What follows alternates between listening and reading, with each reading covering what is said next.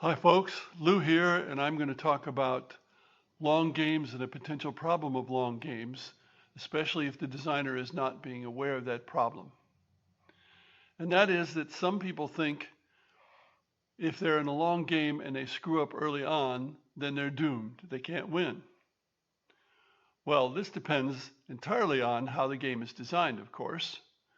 In some games, for example, economic snowball games, where as you gain economic capability, you can give yourself more economic capability and get farther and farther ahead, then yes, if you screw up early on, you're dead.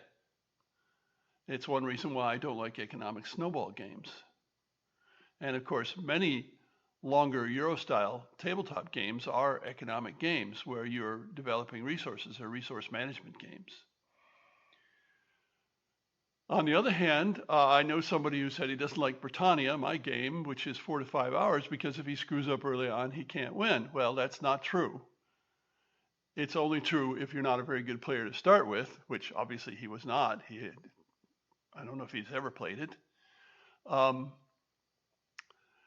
Because the other players see that you've had problems, and they tend to leave you alone, and that enables you to catch up. Now, are you going to catch up all the way? Probably not very often, but it's possible. And that's what designers want to work into their games. Designers should consider that if their game is very long, players need a way to recover. Now, I don't mean rubber band mechanisms specifically, although it comes to that sometimes. A rubber band mechanism is something that benefits people who are behind so that they can catch up. But in a game, which is not a puzzle, is not have multiple paths to victory and things like that that sort of guide everybody in certain ways, then it's possible, especially if there's more than two players, to catch up. Now, a two-player game, it's not so easy. But once you get to three or more players, it becomes much more practical in some kinds of games.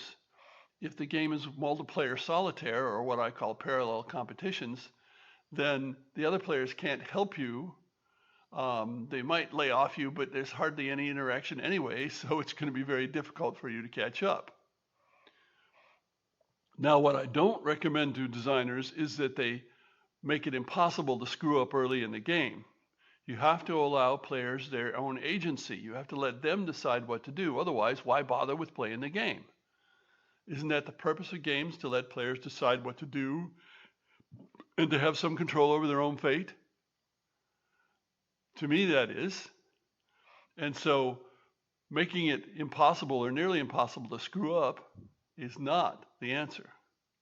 The answer is to have interaction amongst the players and have a big variety of ways to do things. Now, the only way you're going to be sure about this is playtesting.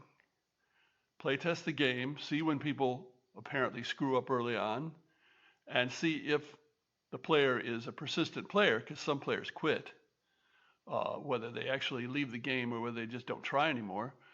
If you have persistent players who screw up early on and they manage to do very well in the end, then you know you're doing well with your design. Otherwise, you've got to do something to change it.